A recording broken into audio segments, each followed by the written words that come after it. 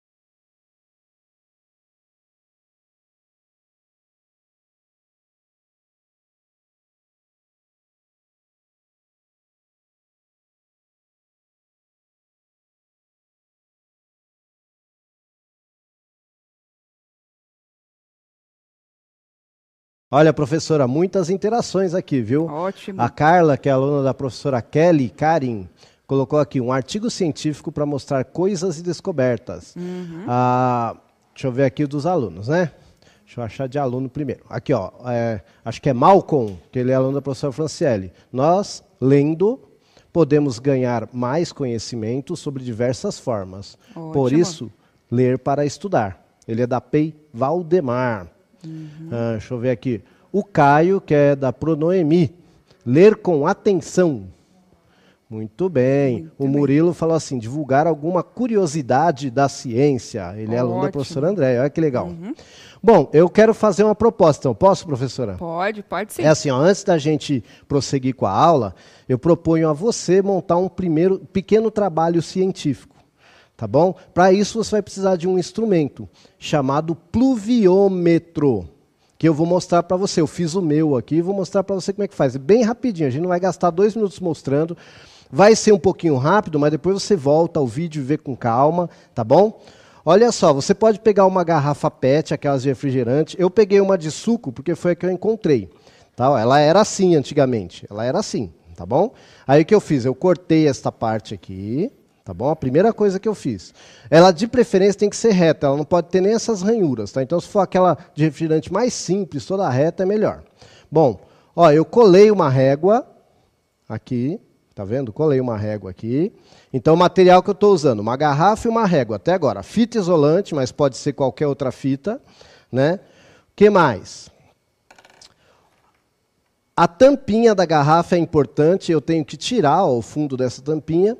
E é legal que eu tenha uma redinha dessas. É aquelas redinhas de mosquito. Para quê? Justamente para os mosquitos não entrarem aqui. E também para não cair folha, essas coisas. Bom... A tampa eu vou colocar, como a tampa deve ser colocada mesmo. Tá vendo? Ó, com a redinha está aqui dentro. Ó, coloquei a redinha aqui. Então só vai passar água aqui. Tá bom?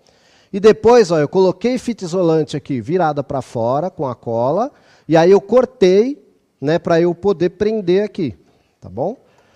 Como eu vou fazer rápido, pode ser que não fique tão bonito, mas vocês vão fazer bonitinho aí. Tá bom? Deixa eu achar aqui a melhor posição. Muito bem. Bom, vou prender só uns 2 lados aqui, só para vocês entenderem, tá? Depois vocês fazem bonitinho na casa de vocês, né?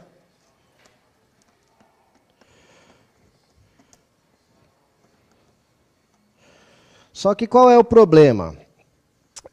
O ideal é que isso aqui fique retinho, tá? Para que a chuva que ela venha de qualquer lado, ela caia aqui. Mas qual é o problema? Eu preciso que o fundo aqui seja reto. Então, eu deixei a régua um pouquinho para cima e eu vou completar de água aqui até chegar no 0. Tá bom? Vamos ver se funciona, né?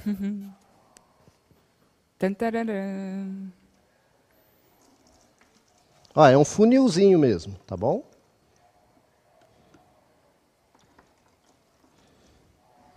Pois bem. Completei de água, chegou no 0, ó, vou deixar aqui para a câmera pegar. Eu coloco isso aqui lá fora, no tempo. Tá bom? Aí todo dia eu vou lá, opa, choveu, eu vou lá e marco.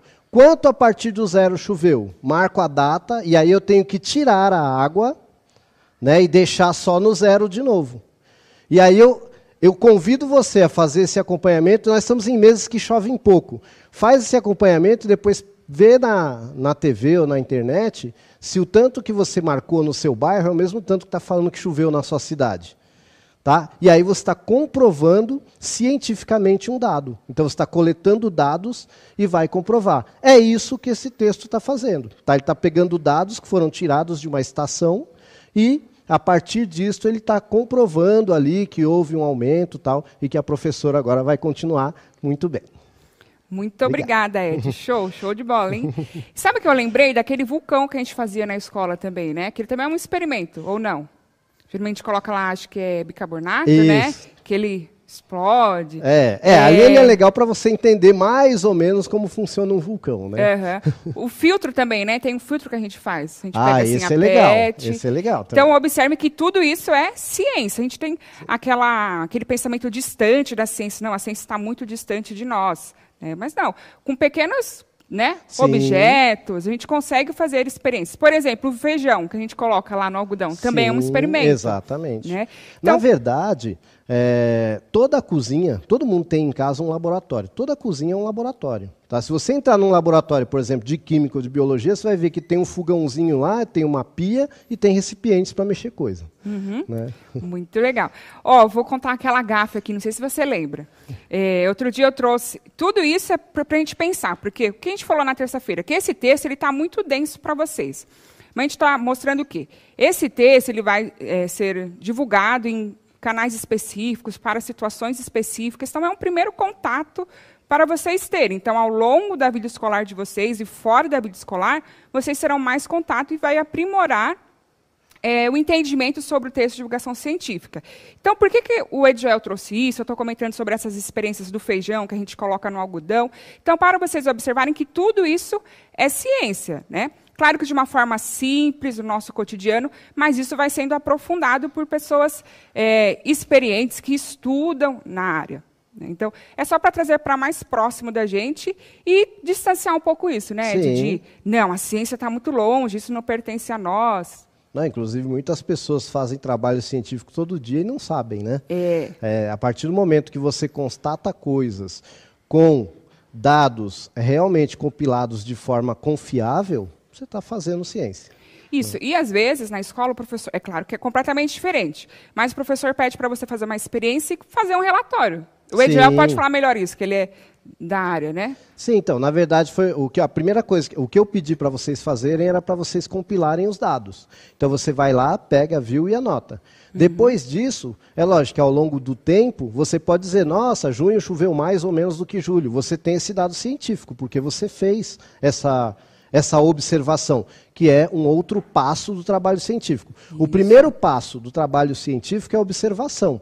Depois que eu observo, eu formulo hipóteses. O que é a hipótese? Eu acho que é por causa disso, eu acho que é por causa daquilo. Isso ainda não é científico, é o que eu acho. Aí eu tenho que pensar formas de testar o que eu acho. A partir do momento que eu testei, eu vou confirmar, né, a palavra que a ciência usa, ela gosta de uma palavra bonita, é corroborar. Corroborar quer dizer confirmar. Então eu vou corroborar a minha hipótese, ou então eu vou refutar, eu vou descartar, vou jogar fora. Isso. E aí temos o artigo para divulgar essa descoberta. Né? Exato. Normalmente eu vou num congresso, vou em algum lugar, aí tem gente lá que não concorda comigo, aí vai querer fazer o teste também, vai discutir comigo, perguntar como é que eu fiz. Então você tem que ter tudo muito bem registradinho. Quando você vai numa feira de ciências, viu? Inclusive aí do 6º ano, você também tem que ter um relatóriozinho anotado direitinho, senão o pessoal não aceita seu trabalho. Isso mesmo. E o que a gente sempre reforça aqui, ler diversos textos. Não é ler apenas um e falar, não, é isso mesmo. Não. Temos que ler vários textos, diversas instituições, e também aquele texto que eu não concordo, né? Para ter embasamento para discutir. Okay? Vou contar a minha gafe aqui, não sei se a Joel vai lembrar, mas é uma bela de uma gafe. Eu trouxe uma salada, falei, não vou temperar a salada, né? Senão ela vai murchar. Aí a inteligente aqui, o que ela fez? Colocou shoyu na salada. Que tem... Está cheio de sódio. Aí eu cheguei, aqui fui comer a salada, falei, murchou, por que será? O Edjoel, o que você colocou? Shoyu.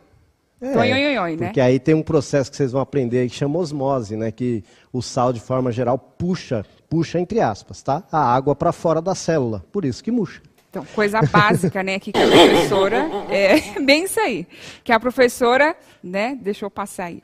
Mas, ok, continuando, então, vamos lá. Então, conceituando, pode pôr para eles, por favor.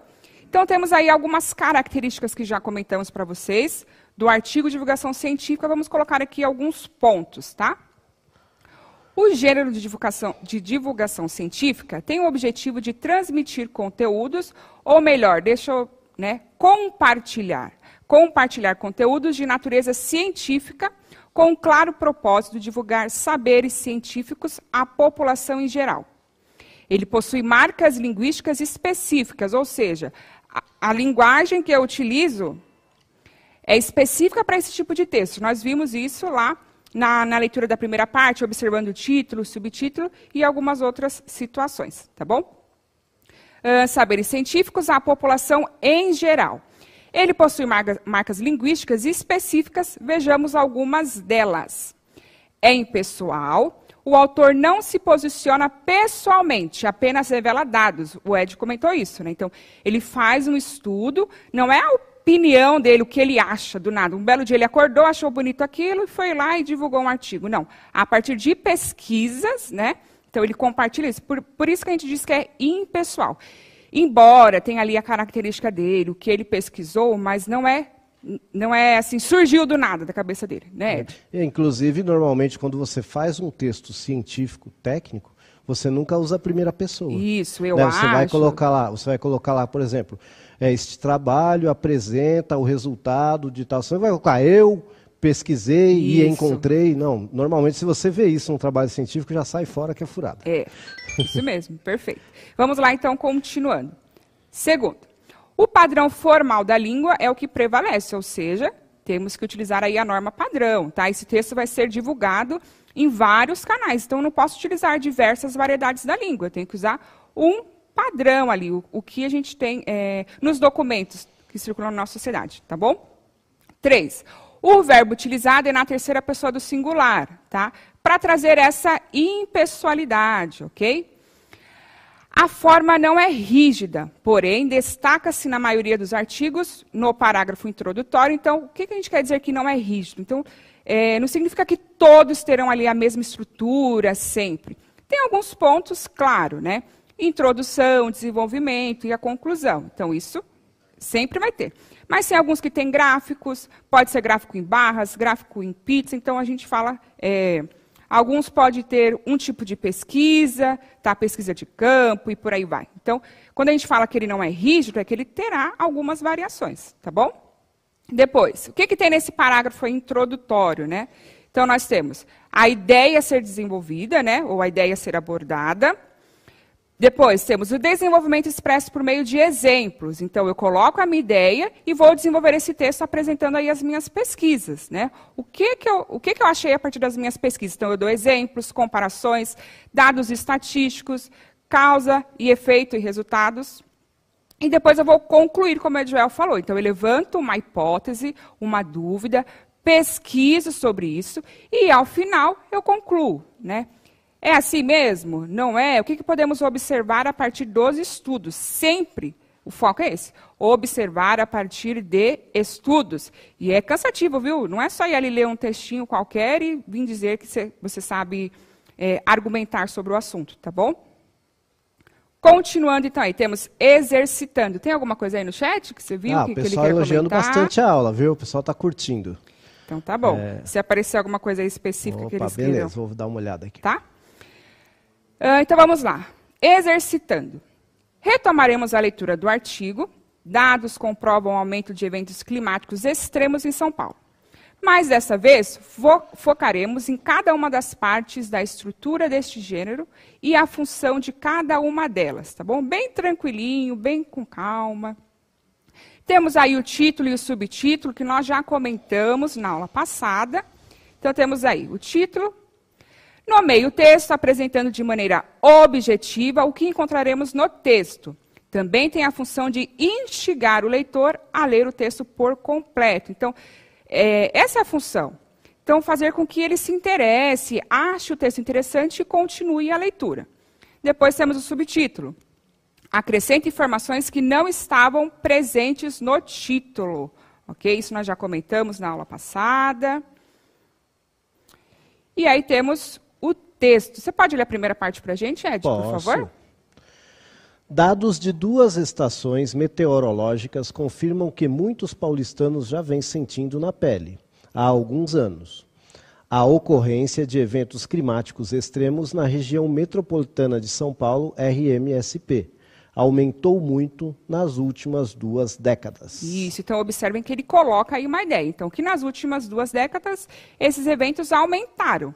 E aí, no decorrer do texto dele, ele vai ter que comprovar isso. Ele vai ter que apresentar dados, instituições, as pesquisas, para comprovar o porquê que aumentou ou não, tá bom? De que forma que isso acontece. Então, nós damos o nome nessa parte aí de azul de introdução. Estou introduzindo o meu assunto. O que eu vou abordar nesse texto, ok? Depois, segundo parágrafo. Pode ler, Ed? O fenômeno mais importante é o aumento da intensidade das chuvas.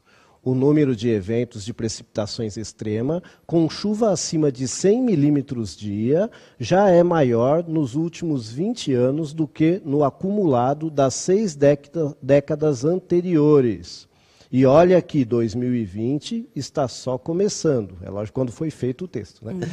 Isso. Pode continuar, Ed, por favor. Continuar? O evento mais recente... Peraí. Tá.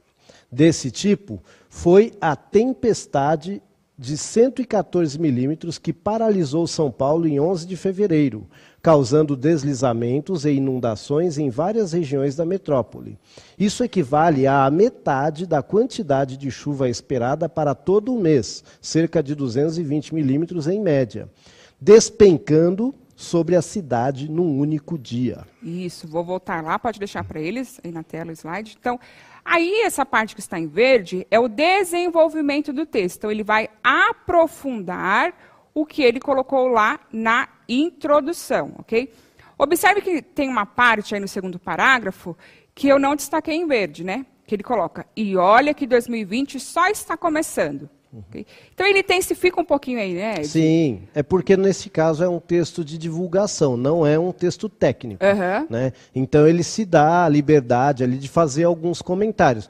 Mesmo assim, esse comentário nos coloca no contexto, que está no começo do ano de 2020. Né? Ele tem uma informação importante também. E já instiga também, né? Sim. O que será que ele vai comentar? Então, se está só no início de 2020, então significa que isso pode piorar ainda, que não é comum. Então, olha aí como pequenos detalhes, né?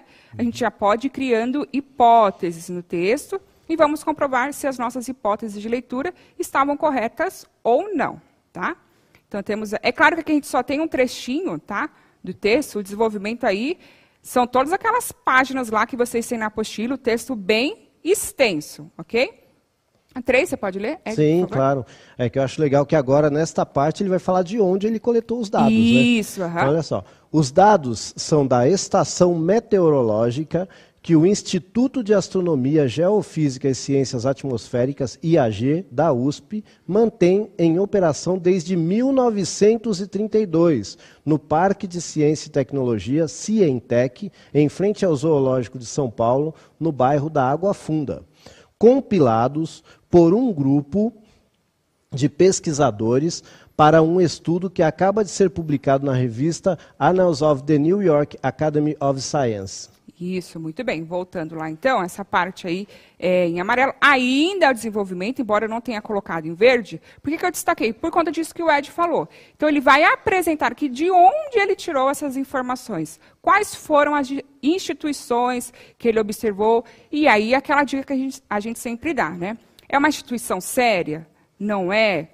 Então, e é importante sempre confirmar.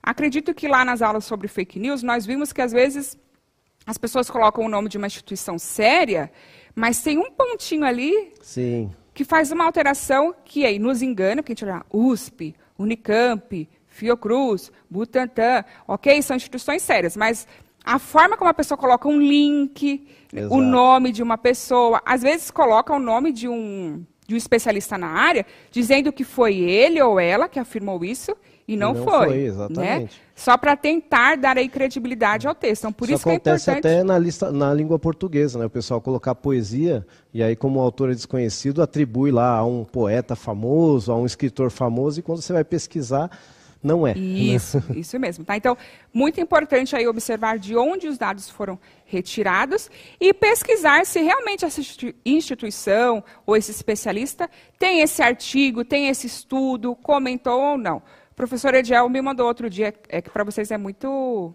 pesado, assim.